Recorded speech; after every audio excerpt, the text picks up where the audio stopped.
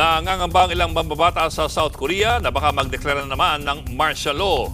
Para di na yan mangyari, dapat na raw i-impeach ang kanilang Pangulo. Natong Frontline News Abroad. Girian sa South Korea. Parehong mainit ang mga rallyista at ang mga sundalo. Meron pang umaligid na helicopter. Naggabagsakan ng salamin sa parliament. Ang mga maaksyong eksenang yan, 6 na oras magdamag nangyari. Sumiklab yan nang biglang magdeklara ng martial law si South Korean President Yoon Suk Yeol. Idinahilan niya ang bantaraw ng North Korean Communist Forces. Pero hindi yan bumenta sa mga miyembro ng oposisyon. Politika raw ang dahilan ng President Yoon dahil malapit na siyang i-impeach. Para maipawalang bisa ang martial law, buwis buhay na umakyat ng bakod ang mga mambabatas para makapasok sa parliament. Tunulungan sila ng mga nagprotesta kontra martial law. Pagdating sa loob, agad-agad nagbotohan ang mga mambabatas para bawiin ang martial law.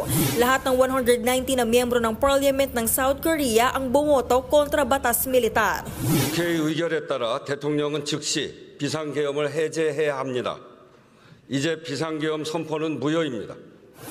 Dahil dyan, no choice si President Yoon kundi sundin ang batas at bawiin ang idineklara niyang martial law.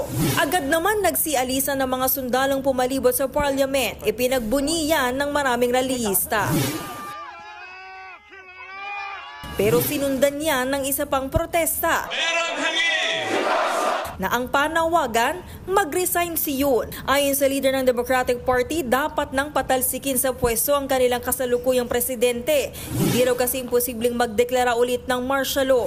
한번 실패했기 때문에 부족한 점을 채워서 다시 시도할 것입니다.